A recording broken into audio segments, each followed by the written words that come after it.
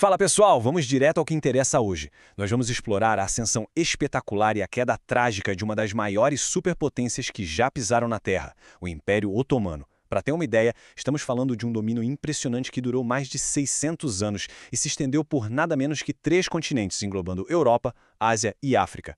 Mas o que é realmente fascinante nessa história toda não é só o tamanho absurdo do império, e sim as engrenagens e os sistemas institucionais super engenhosos que construíram tudo isso do zero e que, ironicamente, acabaram implodindo o império de dentro para fora. Para a gente entender direitinho como essa máquina imperial funcionava, nós vamos seguir este roteiro aqui. A origem do império, a máquina de guerra, o pluralismo e o sistema Millets, o início do declínio e, para fechar, a Primeira Guerra Mundial e o fim. Então, vamos lá. Ponto 1. A origem do Império, da Anatólia a 3 continentes. A nossa jornada começa lá no século XIII, num cenário bem turbulento na Anatólia. O Império Bizantino, que mandava na região, estava num declínio rápido. E é exatamente nesse vácuo de poder que um líder carismático e super estrategista chamado Osman I montou a sua base ali perto da cidade de Bursa. Esse foi o pontapé inicial para o que viria a ser uma expansão simplesmente formidável. E dá só uma olhada nessa linha do tempo. Ela mostra bem o ímpeto incontrolável do Império logo no começo, consolidando o poder através de vitórias militares decisivas. A gente tem a Batalha de Kosovo em 1389, Nicópolis em 1396 e Varna em 1444. Mas o grande clímax mesmo foi o evento avassalador de 1453. Foi quando o jovem sultão Mehmed II chocou o mundo todo ao capturar a capital bizantina de Constantinopla. Foi um feito tático e simbólico gigantesco que praticamente encerrou a era medieval e mudou as rotas comerciais globais para sempre. Ponto 2. A máquina de guerra, forjando o motor militar. Pausando um pouco a cronologia, vamos analisar o primeiro pilar que fez esse império dar tão certo. Para expandir e manter um território tão gigante sob controle, a disciplina militar tinha que ser implacável. E os otomanos adotaram uma estratégia de recrutamento absolutamente peculiar para garantir que os soldados fossem leais ao Estado, sem questionar. Aqui a coisa fica realmente intrigante. Estamos falando do sistema Devshirme, que muita gente chama de imposto de sangue. Basicamente, era a prática sistemática de recrutar meninos cristãos jovens e espertos para serem doutrinados e treinados como soldados de elite ou administradores. O sultão fez uma jogada de mestre. Para contornar aqueles senhores da guerra locais que mudavam de lado toda hora, ele criou uma classe totalmente nova na sociedade. O objetivo era forjar um grupo que devesse o seu status, seus privilégios e a sua vida única e exclusivamente a ele, o governante. E como essa engenharia social extrema funcionava na prática? Era um processo metódico. O passo 1 era a seleção cuidadosa dos jovens cristãos mais fortes, a maioria lá das regiões montanhosas dos Balcãs. No passo 2, eles iam morar com famílias turcas para uma imersão cultural total, onde aprendiam o idioma e se convertiam ao Islã. E no passo 3, passavam por um treinamento militar e de palácio que era brutal de tão intenso. O resultado de tudo isso? A formação dos janízaros, a máquina de guerra mais profissional, dedicada e temida de toda a Europa daquela época. Mas prestem atenção nisso, porque é aqui que entra o motivo da faca de 2 gumes. Os janizaros foram criados para ser os protetores supremos e 100% leais do sultão. Só que, com o passar dos séculos, eles acabaram percebendo o poder político colossal que tinham nas mãos. É muito louco e um pouco trágico também ver como as próprias instituições que deixaram o Império forte foram as mesmas que começaram a corrompê-lo por dentro de forma quase que inevitável. Essa comparação ilustra perfeitamente como essa corrupção rolou. Lá no começo, os primeiros janízaros viviam sobre regras super rígidas, quase como monges. Eles não podiam casar, tinham uma disciplina cega, focavam só na guerra e eram a espada pessoal do sultão. Mas por volta do século XVI, essas regras foram relaxando e o DNA do grupo mudou completamente. Os janízaros mais tardios começaram a casar, a abrir negócios próprios e viraram uma elite politicamente corrupta. Eles exigiam privilégios absurdos e, pasmem, chegaram a depor violentamente os sultões que ousassem bater de frente com os interesses deles. Ponto 3. O pluralismo e o sistema Millet, o motor social. Bom, mudando o foco agora, vamos sair do hard power das Forças Armadas para o incrível soft power social dos otomanos. Pensa no desafio de administrar um domínio gigantesco cheio de etnias, línguas e religiões diferentes sem deixar a sociedade implodir em conflitos. A resposta deles para isso foi muito pragmática e engenhosa.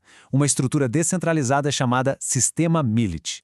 Para entender a mentalidade da época, essa citação do clássico jurista Debussy diz muita coisa. Ele define direitinho como era a abordagem em relação às populações Dima, que eram os não-muçulmanos protegidos. Ele diz que o Dima é um dos nossos no que diz respeito ao país e a este mundo, e um deles no que diz respeito à religião e à vida após a morte. Isso mostra uma postura anti-assimilacionista muito clara do Império em seu auge. O Estado não queria forçar todo mundo a seguir as normas islâmicas estritas. A prioridade era arrecadar impostos, conviver em paz, manter a ordem e a liberdade de consciência.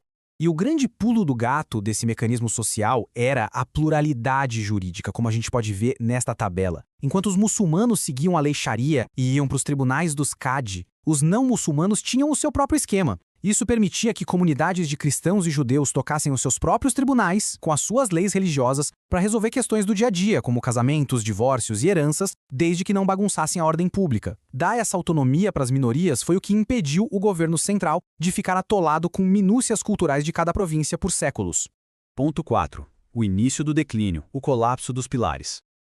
Como tudo na história, esse modelo descentralizado e flexível não ia durar para sempre, né? Quando a gente entra no século XIX, o cenário internacional vira de cabeça para baixo. Ideologias novas começam a rachar feio aqueles dois motores, o militar e o social que a gente acabou de analisar. O mundo simplesmente havia mudado. E esses problemas bateram de frente e, ao mesmo tempo, os antigos millets, que antes eram pacíficos, começaram a se fraturar com o surgimento do nacionalismo europeu do século XIX, gerando um monte de rebeliões separatistas. Para piorar, as derrotas constantes no campo de batalha fizeram o Império perder territórios vitais para a Rússia e para a Áustria, sem contar o aumento absurdo da influência da Europa Ocidental. E internamente, um caos. No esforço desesperado para modernizar o exército, rolou o incidente auspicioso de 1826, onde o sultão Mahmud II literalmente bombardeou e aniquilou os janizaros rebeldes nas ruas de Istambul. Ele teve que destruir a própria corporação que deveria proteger a coroa. Ponto 5. A Primeira Guerra Mundial e o fim, a cartada final. O que nos leva ao capítulo final dessa história. Com o Estado super enfraquecido e perdendo pedaços do território no início do século XX, os otomanos resolveram dar uma última jogada extremamente arriscada para tentar sobreviver.